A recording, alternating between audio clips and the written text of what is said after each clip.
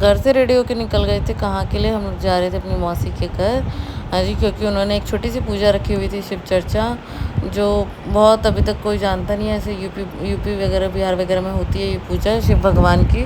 जैसे हर जगह मतलब नवरात्रों में कीर्तन होते हैं, वैसे ये भी होता है। इनके शिव भगवान के भजन वगैरह गाए जाते हैं। तो यहाँ पहुँच के मम्मी ने पूजा की तैयारी की।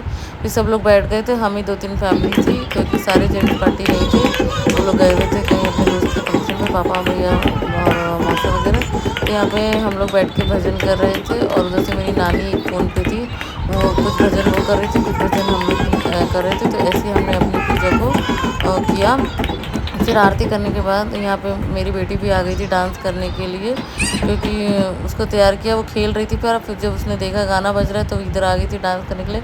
और इधर मैं और मेरी बहन लग गए थे शाम के नाश्ते की तैयारी करने में, साबूदाने की टिक्की बनाने में। और यहाँ मामा भांजी की मस्ती चल रही है। ये इनके छोटे से जो हैं वो मामा हैं, तो ये आपस में बहुत खेल रहे थे। फिर हमने जैसे ही हमारा शिव चर्चा ख़त्म हुआ तो हम लोग सारी लेडीज़ बाहर आके बैठ गई कि हम लोग यहीं चाय और नाश्ता करेंगे। बट थोड़ी देर में ही हमें मच्छर इतने काटने लगे कि हम लोग सारे उठ के अंदर चले गए थे।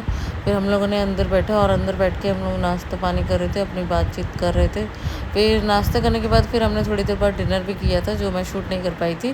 फिर हमने पहले तो हमारा प्लान था कि हम लोग नाश्ता वास्ता सब लोग डिनर करके चलेंगे इंडिया गेट। बट मौसी के बच्चों का कल स्कूल था, तो हमने वो स्किप किया, क्योंकि इंडिया गेट जाने में हमें बहुत ज़्यादा लेट हो जाता हम फरीदाबाद से।